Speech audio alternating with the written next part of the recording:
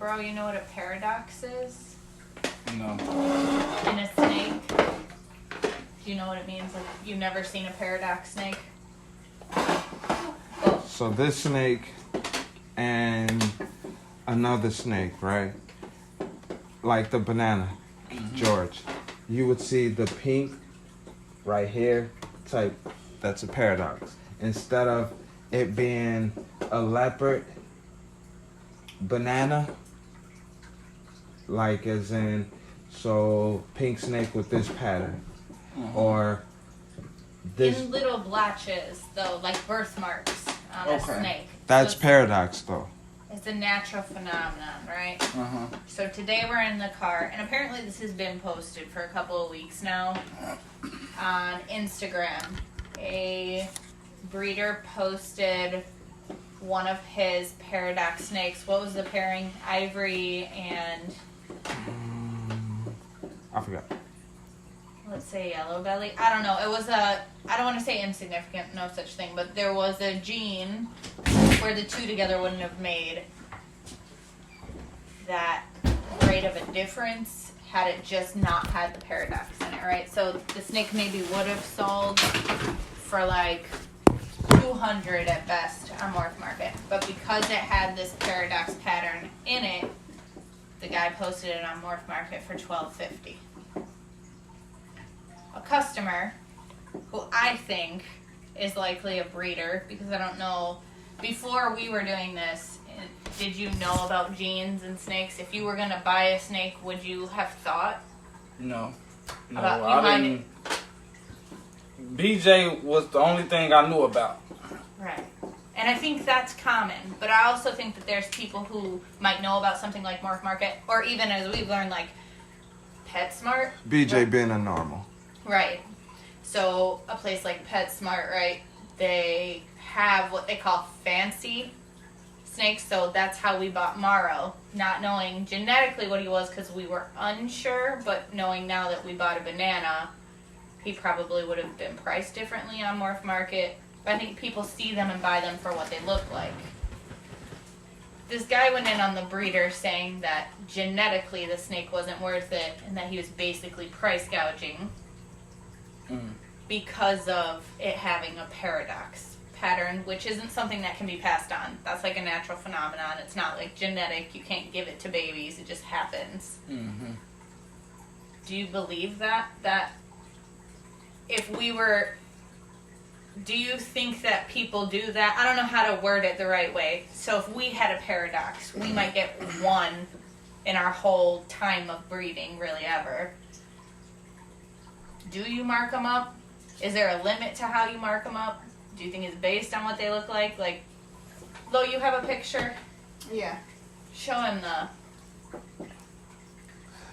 So, before you answer, The one from the post? Yeah.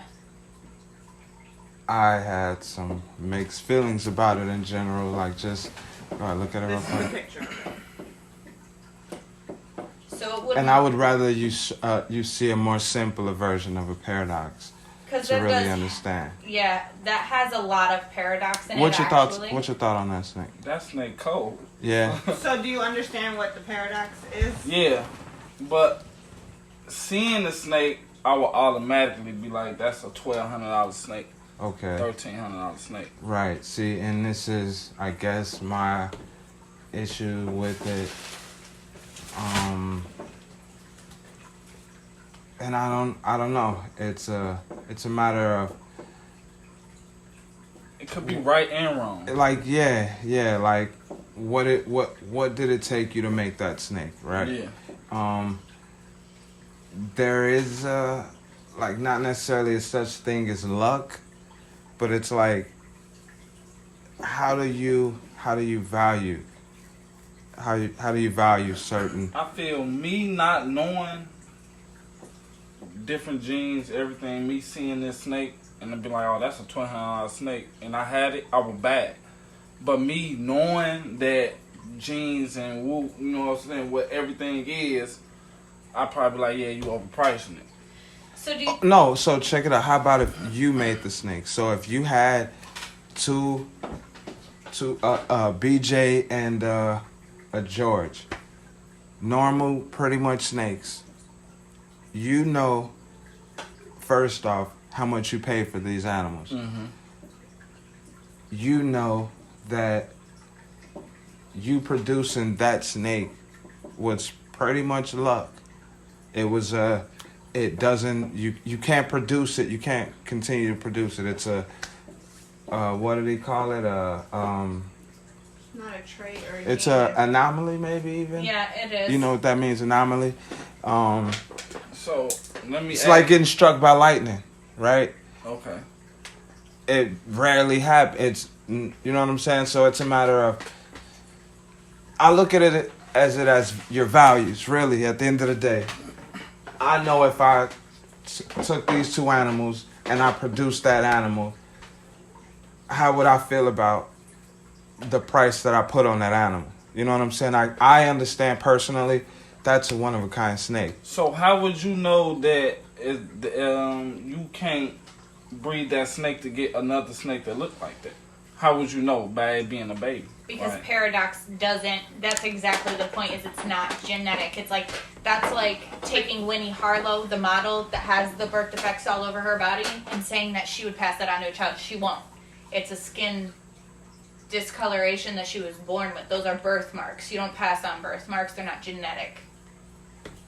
So But you made a really good point about being a customer and just wanting a dope looking snake That and was- willing to pay that money because, oh my God, I might never find this snake again, versus a breeder, like, it looks dope, but I know I can't use that snake to Yeah, reproduce. and then And that that's- was my whole point earlier too, is like, does it make a difference on it? And that's why I asked you, from a consumer standpoint, because if you bought a snake today, would your intentions really be today to start breeding? Or would you buy a snake today to have? Like, I think that people, and that's why I said in the beginning, the guy that commented, in my opinion, was a breeder. To look at the genetic makeup and to say that snake is worth nothing, the paradox doesn't matter. Not that it's worth nothing, but it's not worth that value. Right. Because genetically I can't gain back that value off of that snake because paradox won't pass on. Tells me that's a breeder. It doesn't devalue it though to somebody that wants it as a pet. Right. Some people see it as a poor investment. Like, you're not gonna invest in something that you can't get something from in the end. It's something to look at. That's the value in it. So the breeder that seen the snake, he automatically knew what the snake was? No, it was posted like what the pairing was, and he was just like, "Wow, how could you put that price on that animal when you know what it took to make Basically, the snake not supposed to look like that. Coming Right. from them two different snakes. And Coming like from the both two- of them snakes. Right. Okay.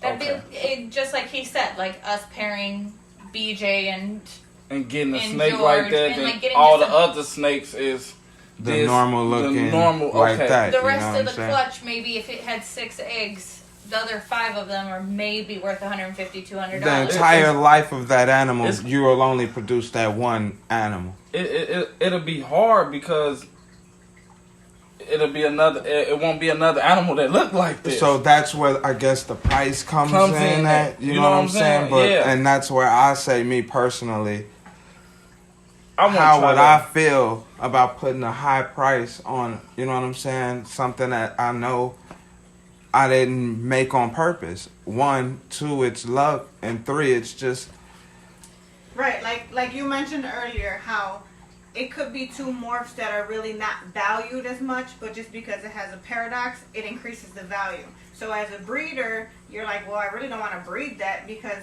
my clutches won't have no value of it, and it's not going to look the it's same. not even gonna make my money back. Right. So it's like, that was another topic that was talked about. Like, is it worth spending that much money? It could be a show snake. I think Exactly, to a breeder, and that's where the no. customer comes in. That as far as I just want this snake to show, and because I know nobody else has it, like you said. Right, and I think to a breeder, right, then it doesn't then that value isn't there. Like, I think any other breeder might look at it, and I think Billy's point in commenting too was like, I kind of take all of that into consideration in a way of like, shouldn't everybody kind of just be supporting each other? If you're a breeder and you know enough about genetics to know that that snake's not going to bring you any money back, why are you worried about the price? If you're not going to buy it, why does it matter to you? Like that? Yeah. And then at the same time, the response to this guy, customer or breeder, whatever, the response sucked too from the original breeder. Like, I feel like both of them were in the wrong. And then I just had the thought too that price might be a lot like, we may produce one paradox ever, like I said. Maybe you see what your limits are at that point. Like, I'm gonna overprice it because I want to hold it back. But I want to see what it's worth in the same breath. Like, I want to see what people will buy for it. So you overprice it. Like, see, if it sells, then you're comfortable with what it sold for. If it doesn't, cool. I wanted it as a holdback anyway. You know what I'm saying? I wanted this snake anyway, so even if it doesn't sell, it doesn't matter. Yeah, because like I said, by me not knowing the genes and stuff, and you would have been like, this a $1,200 snake, I'd have paid $1,200 for it. Right. And then I'm not a breeder, I'm going to use it as a show snake. Right. You know what I'm saying? It's going to be... Like what they're trying to say is if it didn't have the paradox, it'll be like a $250 snake. But because it has the So paradox, how much was he trying to sell it for? $1,250. So the guy's like, so you tacked on $1,000 for, he's calling him greedy. But the guy's like, it's supply and demand.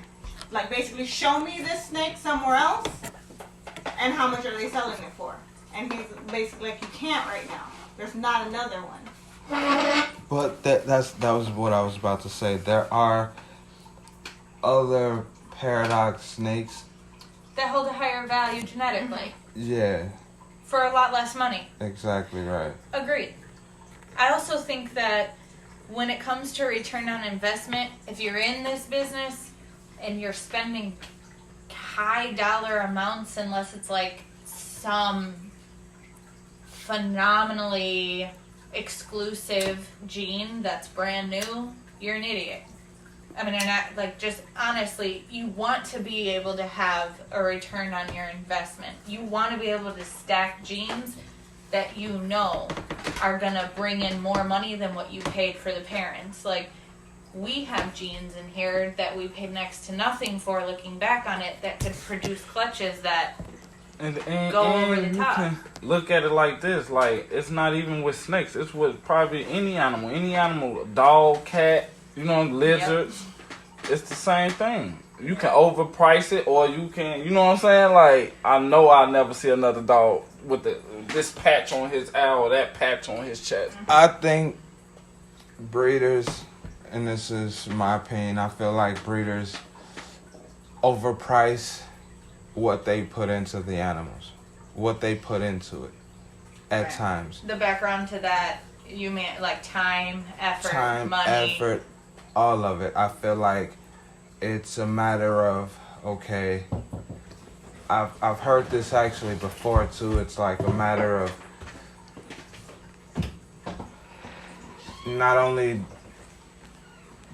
do you think you're, in a sense, being God, but now it's a matter of you want godly prices. You know what I'm saying? Does that make sense? Yeah, So, and I think that runs in line with the industry, though. Like, if you look at some big names, like, their prices match who they are. You just put two animals together. Let's be, the animals are doing most of the work. This is exactly what I've heard before. If we're being completely honest, the animals are doing most of the work. Yeah, but you're spending most of them. Even at that, like, going back with the money, if we're talking what you put in, you're making back 3 times, 4 times as much. So, right, you know what I'm saying? On your first clutch at that. Right. Like, it's not even that's what I was just saying. But it go back to what you were saying is the breeder too. You know what I'm saying? The top breeders can probably price. They could have priced it at $2,400, and somebody would have bought it. But that's the same thing like with shoes. Someone's gonna pay that money for some Jordans versus some Filas. Here, this is kind of what I'm saying. So a person that'll take 1 year to produce one clutch, as opposed to a person that's producing 3 or 4 clutches in 1 year, that one clutch, that person will put a bigger price tag on. Right. As opposed to that person that produced 3 clutches of the same animal that one clutch produced. So, and that goes back to the supply and demand that Lo was talking about. Like, that was what was commented, and it's true, but I agree with you that some people overvalue what they actually have and or are producing. And there's also, I think that we just as people or as consumers have made it possible for that to happen. Like big names. I said that too earlier when we talked about this. Like, there are big names that are overpricing animals that other people are producing and kind of like, oh, I can produce that too. You know what I'm saying? And sell it for half of that price. Yeah, and it was just a matter of that one clutch, that person feeling like, oh, I put this much into it, Right. so much more because I focused so much more on this one. clutch. You know what I'm saying? Right. Like, Especially if it's a beginner or not, they don't have that many snakes, and if they're getting 2 snakes to make a clutch and then using a baby from there and having to wait for it to grow up to be ready to produce with another snake, like, that's a long time that they're waiting to get that project where they want it to be. Yeah. so yeah, all of that kind of just trying to tie it all together. I wanted an outside opinion, a non-breeder opinion, and I think that in a way kind of hit on what I was saying. Miguel has produced some really amazing snakes, but he sells to everybody, but what we've seen from him is that at some point he was interacting a lot with famous YouTubers or TikTokers, and these are like young kids who don't have snake, rappers who was in the, remember that video? Anyways, but it was like, in my opinion, it was like, those are the people that aren't buying them to breed. They're buying them because they have money, because they like what they're looking at. And to see a snake like that, and for someone to say, you're the only one that'll ever have a snake like that, like, Yeah. that's an anomaly. That's like freak of nature type Right. of thing. $12.50 is a drop in the bucket for them. Yeah, take my money. Especially for people who've only seen normals. They Right. see something like that, they're like, oh my God, I have to have that. Cause I would have looked at one of these snakes like the bananas, like that's a poisonous snake. If I didn't know, Right. Like, Right. cause I'm so used to BJ. I know what BJ is. I've seen him. there's A lot so of times many in my people life. who don't even realize there's other things besides a normal. Like, another conversation we had is how people have normals not knowing what they're het for. We have normals not knowing what they're head for. Right. Like BJ being the first one, we have I would have no thought idea. she was a normal. See? And even at that, who did She we... being a leopard. Who, right. Who was it that you were talking to that said, was it Ball Pythons 101? That was doing a live video and said that he drops off his normals at the pet Ball store? Pythons 101. Right. So Prince. he produces and drops off all of his normals at the pet store and gets $25 or something for a clutch of normals, but they're all het for something. They're all hets. So yeah, BJ could be a het for something, and Norma, well. So how would you know if he a het for something? You have to Proving breed it You have it to out. breed him out. Called Yep. proving it out. Yep, whatever them babies pop out looking like. The proof is in the pudding. So look, okay, put it like this then. Just say if you make BJ to Can I give you a name?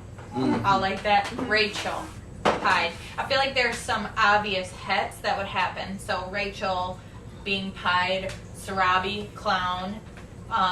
There's pastel. so I'm saying well, no, if pastel you or was to shown. make them two together, what she is? Pastel. Pied, pastel pied. So because we know what pastel looks like, because we know what pied looks like, anything that's different from that would be the het of what BJ has. Oh, okay. Okay. If they produce pied at all, then he had pied in it, because you can't produce a pied without two parents having pied. Exactly right. You can't produce clown That's where without the fun both parents comes in. having clown. Real So fun. if we were to make Sarabi and BJ and they all came out clown, he would be het for clown. Because you need two parents to get a whole clutch of clown. This right? is what I missed To get clown in at all. school. Right.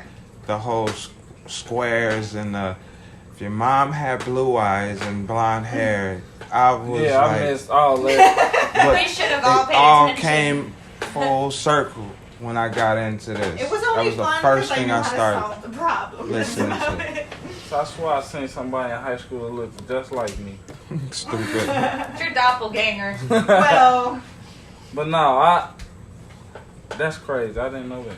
Cause I'm like, how would you know? So we know, as we're told from the person we got Norma from, she's a normal het pied. So her being bred to Harvey should produce all pied. If they don't produce pied at all, then she is not So het would you for have pied. to breed him with a single gene? It doesn't have to be a single gene No, pied, we're but it has to proving have out pied. that hat. But they have to have pattern. Yeah, or no pieds will be produced. They'll So- all be normal. So you can't do BJ with Raya to find out. Yeah, BJ So- and Rhea would produce pastels, but that's because pastel is a dominant gene. Yep. So hets come from recessive genes, meaning that they don't show unless both parents have it.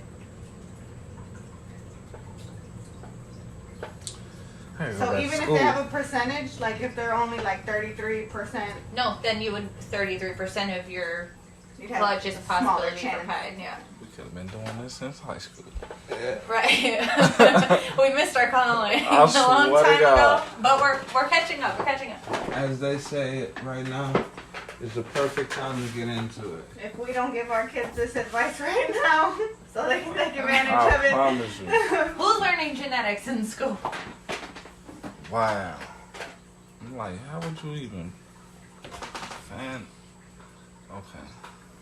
Yeah, because not only the traits, sometimes it breaks down into the percentages of traits. Because the more you break it down, and the more, like, if you have 100% and then 50%, like, it decreases the chances for the clutch.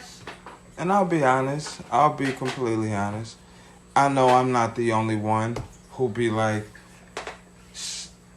leave the math out of it. Just show me some visuals. Just show me.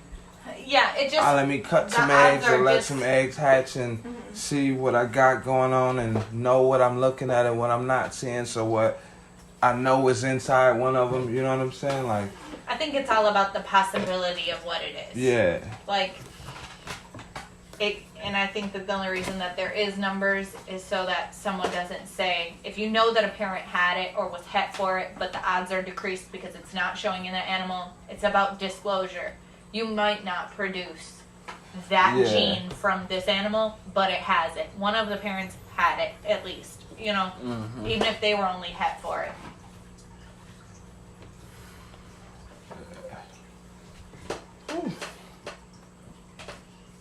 It's a lot. Yeah. But at A the end of the lot. day, It's a at lot the to end learn. of the day,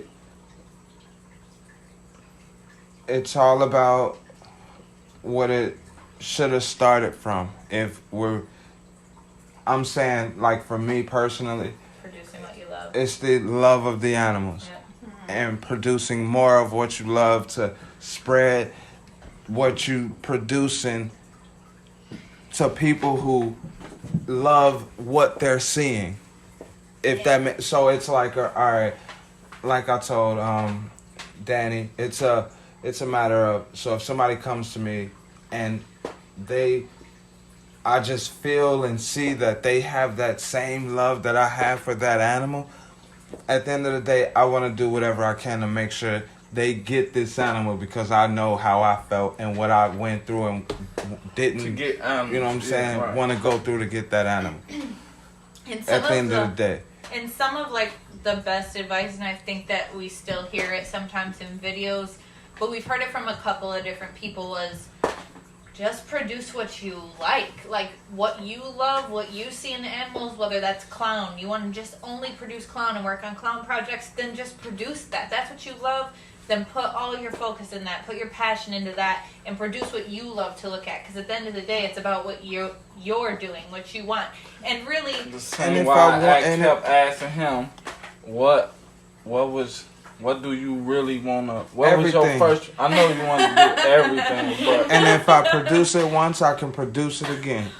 You get what I'm saying? Yeah. Like, you can have this animal. I'm going to make another one. You know what I'm saying? Like, because I love this animal. That's all it comes down to.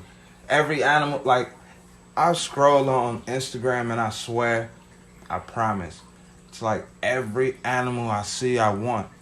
Every single one of them. Period. Right. And you never want them because you're not thinking of the profit. No, I'm just because I want it, because it's so fucking dope looking, and it's just an animal that I want to have in my hand. To have in my hand. Bang. Wait, what was that? A legless lizard that we saw? Man, listen, I've never seen a legless lizard before. It's like a snake, And bro. I've seen it up close. I know what A you're snake talking with a lizard mouth and tongue. I know Just what you're licking talking his about. eye and licking the water. And I was just like, yo, I want this animal. It was the weirdest looking Don't thing. got room for it right now, but I want that animal. You know what I'm saying?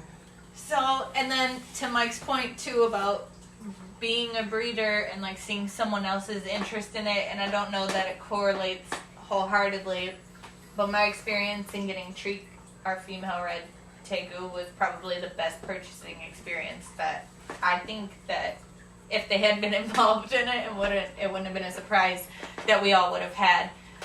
The guy was like super responsive. I think everything that we've said we would be sending pictures without having asked for them, talking about what she'd been eating last time she ate, that she was in shed, when she was in brumation, when she came out of it, like everything, like just giving all the information that somebody that, and I don't know if even that's a tactic, and knowing if I know what I'm talking about or if I'm prepared to take on an animal like that, but he was super helpful without, sometimes it feels like we're dragging stuff out of people, like, can I get a picture? Shout out Jade Python. Right. Super dope.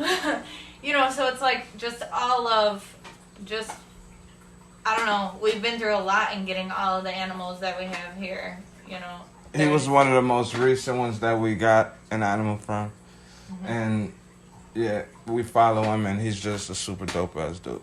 And I think too, from the fact that because it was a secret and you did it privately, makes us more comfortable that it wasn't because we were Slither and Serpents and Exotics that he was that way as a seller. Right. No, I did everything through my personal accounts so that the business accounts nobody would know but me. So you're right. So as a consumer, just any Joe Schmo off of the streets. What was that?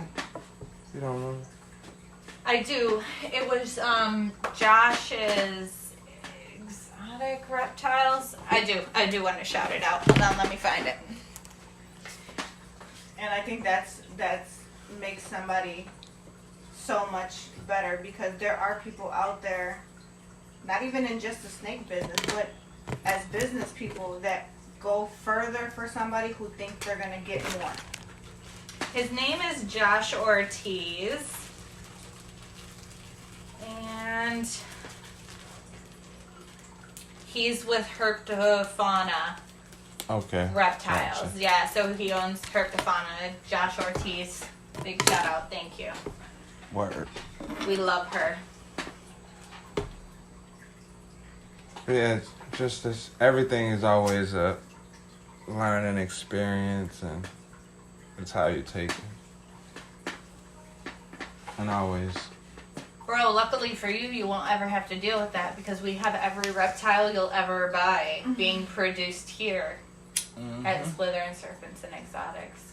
So you right. So what's the first thing you're gonna get? Leopard gecko. You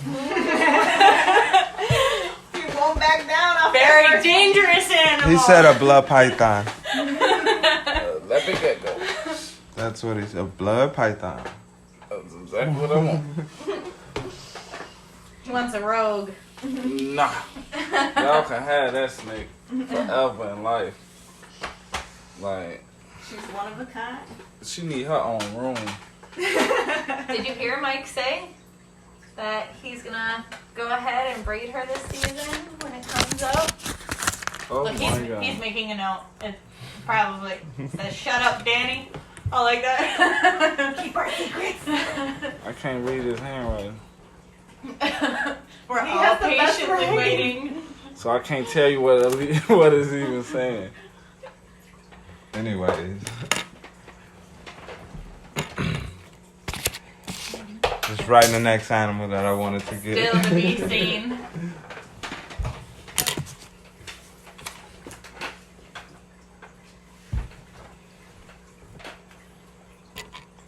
Why get quiet? You know, I was just thinking, you haven't even seen the new babies. The new Leopard, babies. the new leopard baby. Yeah. Another one hatched. Where is that? Go get it. He said, where is that? Let me see. Let me see what I'm purchasing. Let me see what I'm purchasing.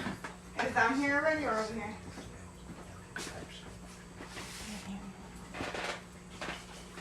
Where they? In there? Yeah, they are. Yeah, they're all in there. Oh, they in the. I'll show you around. Sit. So he's checking out the new babies. We have one that's a real runt, too. Holy. Yeah, I don't know if you can hear him or not, but that was a holy. I'm pretty sure Moldy was coming after that. Are you claiming one yet? Don't say it. Don't say it. Two of them. Oh, he's claiming two? Got one that's called Beetlejuice. No, that one. I'll probably actually I haven't even updated you guys on the babies that we got hatched over here. Maybe a few of them, but We I'll got try a to couple do that. of fun hatching stories we can incorporate. Yeah. So you know how we named one Beetlejuice? I said the runt looks just like Beetlejuice, so it's like in the movie when they shrunk his head. Oh, okay. I want that one that's up under the cupboard. The light Cupboard. one. Yeah. Anybody else got anything they want to talk about? Cupboard. Got a couple videos coming up, including a rat video. Okay, rat guys. breeding. Okay. I'm gonna do it, but I need everyone to vacate the house because I'm being kind of shy. Like I'm already getting embarrassed just talking about it. So I'm gonna do it. My rats are well, they just do their thing. We had a whole bunch of babies just pumping out. That's probably the easiest breeding we'll ever do. Is just keeping some rats.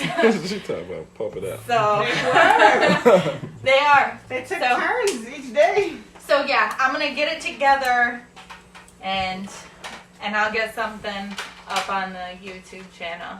Did you get some good footage today? I did. I caught Peanut, our original oldest female, who gave us our very first litter. She was actually laying her second litter today, and I was able to get the camera up into the enclosure, and Butter, her male mate, was trying to protect her, so I had to make a quick exit. So what is this? Well, What is this? this right here is Reptile Rhetoric, our newest podcast, and hopefully it's something we can keep going. Something we're trying out, Yeah. just to see, because we do a lot of talking in this snake room, reptile room, and it's just an idea, trying to see how it goes, just to get our thoughts on audio and hopefully video pretty soon. But yeah, that's what this is. Bear with us while we Tell me something. work out all of the kinks and show some support. Follow us. Like Definitely it. gonna try and give you a lot more content. But we're just Wheels are gonna forever turning in see how here. this goes. I swear. The hamster needs to jump off sometimes. But yeah, All right, guys. I'm Danny. Thank you for coming in. I'm MJ. Low. Special guest, Dun, dun, dun, my dun. bro. Don. Look at that. All right. He'll probably be here a lot in these chats with us. Until next time. Bye.